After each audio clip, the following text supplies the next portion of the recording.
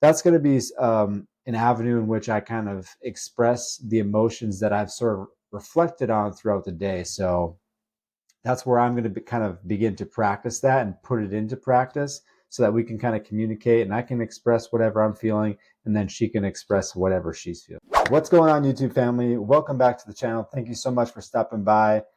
Today's video is going to be about week 3 update for the personal development plan that we've been kind of working through and created a couple weeks ago. So very excited to jump right into this week 3 update. So obviously, card in the top right hand corner, we did week 2 just a couple days ago. Like I mentioned in that video, we are just a little bit behind. So we are now currently up to date as this video goes live, and we'll get into the regular posting of these weeks, which there's only one more after this week. It'll be our 30-day culmination. I will do a video for that 30-day kind of overall review, probably towards the end sometime. So keep your eye out for that. So without further ado, let's jump right into week 3. So for week 3, we have emotional intelligence and relationships. So day 15 through 17, the big focus is on self-awareness. So bullet point for these days: practice mindfulness meditation to cultivate self-awareness and presence. So mindfulness and meditation, it's not as like you would potentially think when you hear meditation. It's not sitting still and reflecting, and although that can be a part of it for some, I most certainly have tried that before in the past, and it works to a certain degree. But I've always found that for me, for mindfulness meditation, exercise is really the best way for me to think about my emotions, to self-reflect on myself, bring self-awareness to the forefront so that I can kind of begin to work through how I'm feeling and whatnot. So that's going to be the way that I approach it from my standpoint. But for you guys, again, if sitting on a pad and kind of just sitting in silence, maybe throwing on some nice calming music is one way for you to do that, then by all means. There's so many different ways that you can go about, kind of producing that meditative type state to really kind of focus on your self-awareness and kind of examining where you're at from that standpoint. Second bullet point: reflect on your emotions and learn to identify and express them in a healthy way. So again, kind of similar to the above, exercise for me is going to be the avenue in which I really explore a lot of these things in regards to emotional intelligence and how I kind of relate that to my relationships. Like I mentioned in that first video, my relationships, especially my relationship with my wife, is going to be a very important topic moving forward.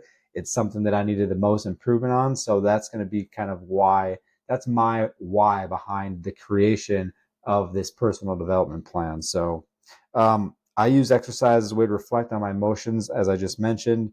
In the week 2 update, I did discuss 75 hard. So I'm not going to go over the entire program right now, but in that program that we're doing, my wife and I, our 45-minute second workout that has to be outside is usually just kind of a steady state walk, some sort of like steady state cardio, which we do walking with our daughter.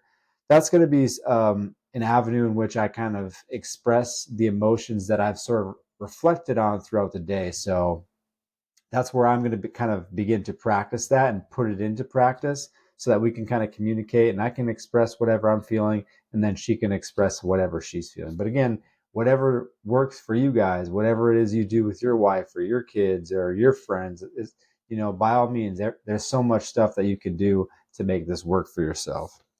Last bullet point for days 15 through 17: seek feedback from trusted friends and mentors about your strengths and areas for improvement. So I do this a lot. Obviously, it's really easy to do it from a work perspective. It's for me, I do a lot of one-on-ones and monthly one-on-ones. You may have like break it down 30, 60, 90-day review, whatever your work does. So that's kind of a work perspective. Within that one-on-one, I just ask quite simply, how am I doing? What areas do I need to improve on? What have you seen that I've been doing really well? What's not working? What's working? Stuff like that. Those kinds of questions can really apply to everything you do in your life. And it's especially important to apply that from my perspective to my wife and how I'm doing as a husband, and then evaluating it further. How am I doing as a father? My daughter's still very young, but it's never too early to kind of question yourself and just make sure that you're continuously progressing on that path. All right, so that wraps up day 15 through 17. Day 18 through 21, which will wrap up week 3, it's building empathy. So the first bullet point on that is practice active listening in your conversations with areas focusing on understanding their perspective. So this is an important aspect for all relationships. Like I said, my wife and I, we have our evening walk, and that's kind of like where I aim to practice more of the active listening. You know, when you're going throughout your day, you're just getting home, you're maybe flipping through things on your phone, maybe you're doing some dishes. So that's not the, active listening is literally making sure that you are understanding everything that that person's, explaining to you, expressing to you. So as I mentioned on our evening walk, we get to have more in-depth conversations, and there's nothing really hindering us. We're engaged with each other, and that's going to be the area of, the day where we're going to spend the most time with each other, at least where we're actively engaging and we don't have to, worry too much about what's going on around in our environment. Second bullet point for this day 18 through 21, engage in acts of kindness and empathy towards others, such as volunteering or offering support to a friend in need. This is really important. I don't want to, overshadow or, this doing small things, kind of good deeds throughout your day, not only does it make other people feel good, it makes yourself feel good. So an example can just be, everyone's heard of the idea of paying it forward. You could pay for someone's meal while you're in the line somewhere, pay for someone's coffee, whatever the case is. I like to do just the most simple thing, and something that, a lot of people maybe just don't really realize makes such a huge impact on someone's day. I like to hold the door open for people. I'll stand there for 2 or 3, 4, 5 people, however many people are coming through, before I even attempt to walk out.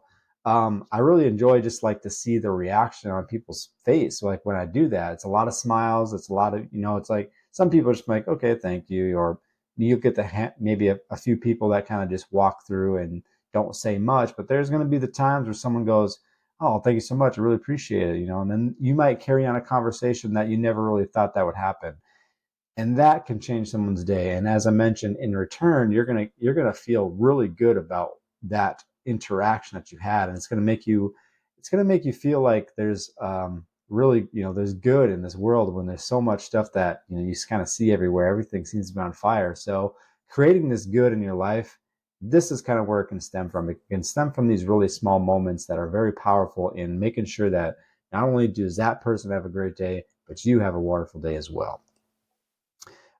So this last bullet point for week 3, reflect on commonalities and differences between yourself and others, cultivating empathy and compassion. So really by reflecting in this way, you kind of begin to see that we're all dealing with things. We're all human beings at the end of the day, and you're not better than anyone. No one's technically better than you. I think there's a stigma, especially now in the current culture, the state of society right now. It's so much like, oh, this is my group, this is their group, and our opinions are right and their opinions are wrong. Try not to get caught up in that stuff. And I know it's hard. I know there's a lot of like pulling of, parties, whether that's political or, sort of identity politics, all this stuff that's going on in the world and society right now. Don't get lodged in between it. At the end of the day, no matter what you choose to identify as, whatever you choose to identify with a specific political party, whatever your little friend groups are at school, right? If you're a younger man or woman, or in college, like these cliques, that cliques, none of that matters, because at the end of the day, what people are really not realizing, or that's kind of lost their way in this whole thing that we call life, is that we're all the same. Like we're all human beings. We all deserve to be treated fairly. We all deserve to have respect in our lives, and also each individual can learn from something from that person, no matter what it is. So listen, I'm not telling you to go out and just, be friends with everyone, but at the end of the day, just put differences aside, because you can treat someone with respect and still disagree with their opinions on a specific thing. And so we've lost that in society. And so that bullet point, just make sure you're not getting caught up in all the identity politics and the way society is trying to pull people apart, because that, from a human perspective, we're all one. And the only way this thing works is if we all can cohabitate together without beating each other up. So, it's one thing that I really like from a social media standpoint, doing these types of videos. You can touch someone's lives without really realizing. And I encourage you guys, like I always say, drop experiences with all these topics that I'm mentioning in the comments below. I'd love to hear your feedback on what you guys are experiencing, how it's working for you guys. But at the end of the day, we're all in this together. This whole thing, this crazy thing that we call life, is only possible by the people that are in it. And it's not just your family, it's not just your close friends. I really do believe that when you're looking through some of these examples and these touch points, you can make someone's lives that much better in regards to just the little things that make a huge difference. Is opening someone's, holding the door open for someone, asking someone legitimately, like, how was your weekend, or what did you do? And especially if you have some sort of intimate relationship with that individual at work or whatever the case is, ask those personal questions, really dive in deep to how they are, and it makes a huge difference. So yeah, quick week 3 update, guys. I really appreciate you guys following me along this journey. If you are, drop a comment down below. I'd really love to hear your progress and where you guys are at. And if you're enjoying this content, anything that you might want to see different or moving forward. I know we got one more week, but I will do a culmination video, kind of just covering the entire 30-day experience for me, what I've learned, and what the next step in that journey would look like. So appreciate you guys stopping by.